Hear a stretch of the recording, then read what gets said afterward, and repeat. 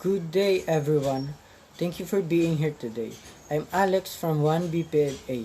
I'm here today to present to you a three arts in every Philippine art history by three different artists.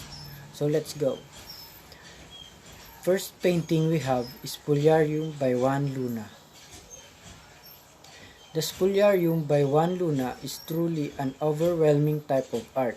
It makes you feel proud to be a Filipino, and it's also proof that Filipinos can do amazing things. The painting features a glimpse of Roman history centered on the bloody carnage brought by gladiatorial matches. Spoliarium is a Latin word referring to the basement of the Roman Colosseum where the fallen and dying gladiators are dumped and devoid of their worldly possessions. The painting shows how once the gladiators die, for the entertainment of Rome, they're just dumped there and the spectators just take their possessions while their loved ones cry and mourn. Juan Luna used this as a form of indiscreetly tell the suffering of the Filipinos from the Spaniards, as they also sort of treat them like the Roman gladiators. The formal elements used in this art are first, lines making up the different images you see in the painting. Second would be the shape, which is geometric with the different objects present, and also organic with the shape of the people in the painting plus volume, because of the mass you get from the present figures in the painting.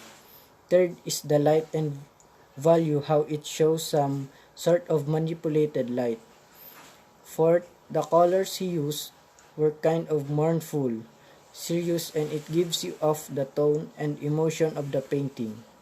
Lastly would be the visual textures he used, giving off a certain illusion texture to make the characters in the painting seems real. The principles of design used in this artwork would be unity and variety of the painting. It looks one and whole. Every part seems necessary to make the painting look complete, and there are a lot of variations in the images you see. The next would be balance. It has pictorial balance. The next would be emphasis on the focal point, which is the body being dragged. It also has a rhythm, as it gives the viewer a sensory impression of sorrow and loss. Scale and proportion also play a part with the hierarchical scaling, as it gives the viewer an actual scale of a real person in the painting, and of course the painting itself is giving of a really big proportion. Lastly, he used a style which is a mix of realistic and representational art. The form he used is a two-dimensional painting type of artwork.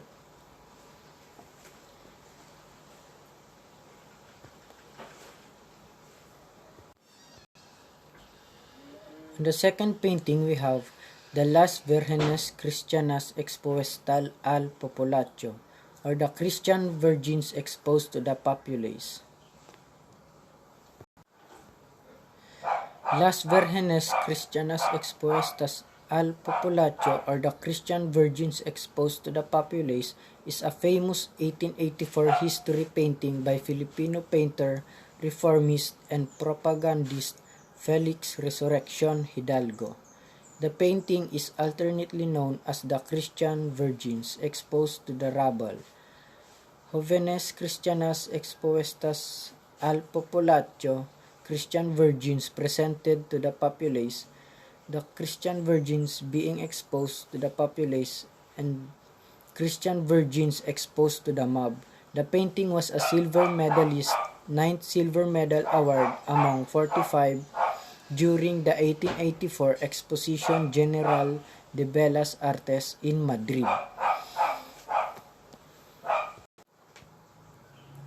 Also known as the Madrid Exposition. According to Raquel A.G. Reyes, Hidalgo's winning the silver medal for the painting was a landmark achievement that proved the ability of Filipino to match the hard work of Spaniards and laid claim to Filipino participation in European culture. Regarded as one of the national treasures of the Philippines, a copy of painting is part of the art collection of the Bangko Sentral ng Pilipinas Central Banco of the Philippines. The original was destroyed in a fire at the University of Valladolid in Spain. Since 2015, the painting is currently on a 5-year loan to National Gallery Singapore as part of its Southeast Asian art galleries.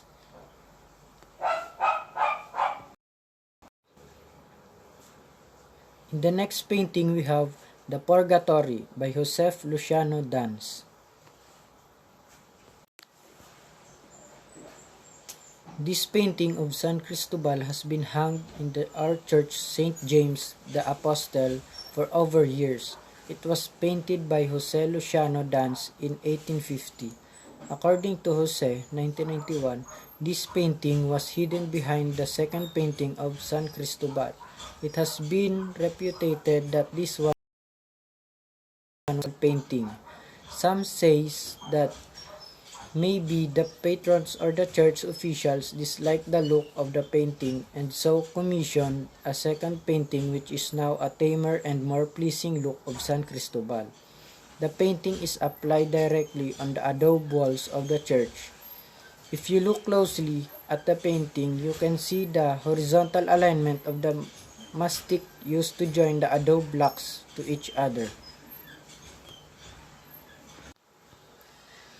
By the way, all three paintings were from the Spanish colonial period, or painted rather, on the Spanish colonial period. Next, we have paintings from the American colonial period. Next, we have Working on a Rice Field by